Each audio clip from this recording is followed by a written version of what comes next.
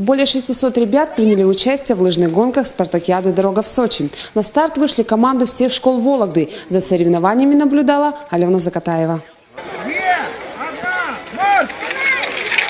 Каждые несколько минут стартует очередная команда. На позиции старшеклассники и ребята из начальной школы. Участников очень много. Лыжные гонки всегда самая массовая дисциплина среди зимних этапов спартакиады. Но в этом году побиты все рекорды.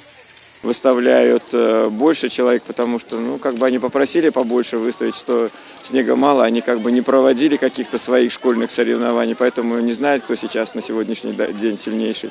Поэтому выставляют больше народу, чтобы можно было выбрать лучшие результаты. Судейская бригада тоже весьма солидная. На соревнованиях работают почти 30 судей, иначе за всеми участниками уследить сложно. Пришлось даже попросить помощи у студентов факультета физкультуры. Ведь нужно не только отследить результаты на финише, но и регулировать ход гонки на протяжении всей трассы. Побыстрее финиш-то. 19:04, молодец.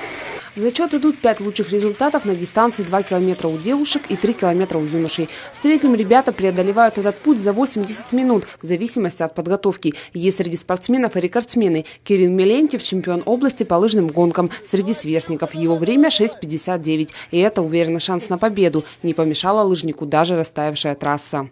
Выступаю каждый год. Этот год перешел в новую школу, 41-ю. Первый раз за нее выступаю. Мне показалось, что я выиграл, по времени. Засекал, ехал. А трасса, лед, все подрастало, ехать можно нормально. Результаты соревнований станут известны только 20 февраля. В этот день ребята будут бороться за победу в лыжной эстафете. Алена Закатаева, Максим Тышковец, Вологда Портал.